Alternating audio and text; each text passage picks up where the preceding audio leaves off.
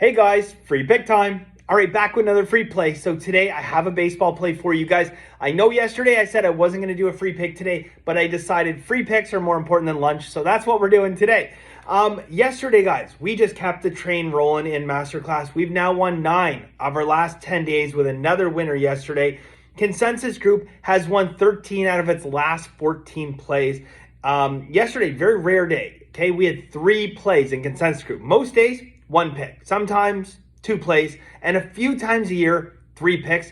We go 3-0 yesterday on those. So absolutely rock and rolling. As I mentioned, we won 13 out of 14. Masterclass, we are going to trying to win 10 out of the last 11 days. And we got lots going on today. Ton of baseball, little bit of basketball. The basketball we do have, though, we got some value there, okay? I got a full 1-unit play in WNBA. And if you've been watching for any amount of time, you guys know exactly what I do to women's basketball. And again, baseball, I did a video the start of August, okay? Like what, 22, 23 days ago, and I said that there isn't a more profitable month than August. And here we are, right? So we got a lot going on today. We got 4 days away from college football. And I'm just having the most fun. I mean, I'm a numbers guy. I enjoy this stuff. I literally love going through and looking at all the systems, going back, like back testing, making sure all this stuff's still relevant, right? Because things change in sports, right? The world changes. You want to stay on top of this. The second that you just rest on your laurels and stop and do it all, that's when Vegas catches up with you and eventually they're going to beat you. So you want to always stay on top of it. And that's what I've been doing, spending a ton of time just going through NFL, college football, and I love this stuff. So I'm very excited for that. 4 days. I can't believe it. 4 days till college football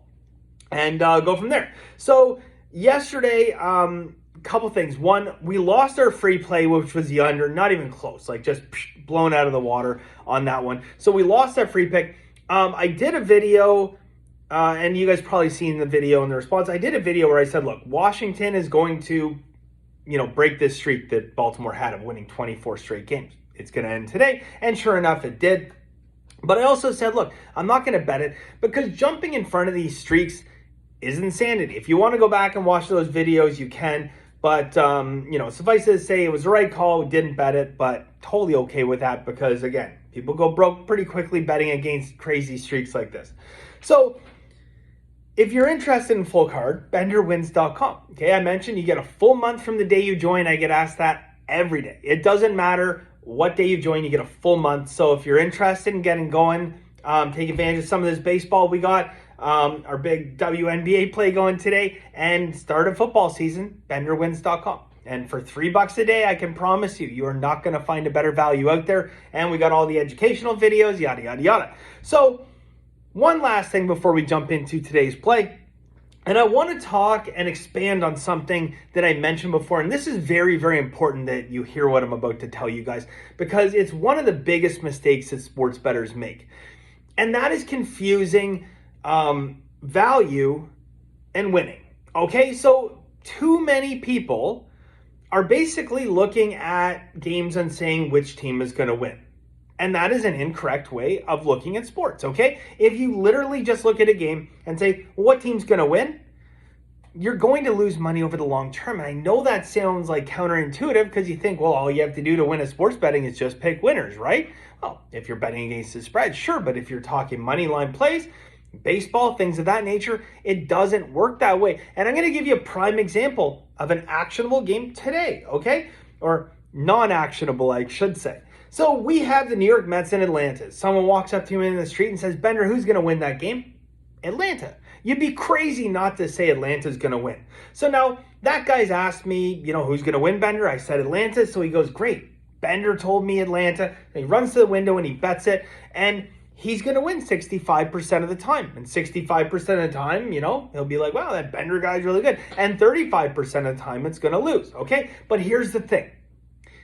At 65%, that true line should be minus 186. All right? That is the true line at minus 186.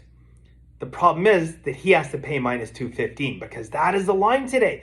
So despite the fact we all agree Atlanta should win this game, okay, Are you getting the right value? And the answer to that is clearly no, you are not. And that is, my friends, the essence of sports betting. This is what too many people don't understand. They think, yeah, fine, I like this team. I think they're going to win, so I'll put them on a parlay. And yeah, they're a lock. I'm going to put them on a parlay.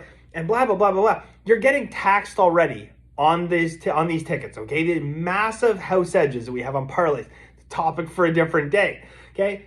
And then on top of that, you're juicing yourself because you're not finding the appropriate amounts of value, okay? And that's why I always go back to the same thing where identify value, okay? Bet game straight.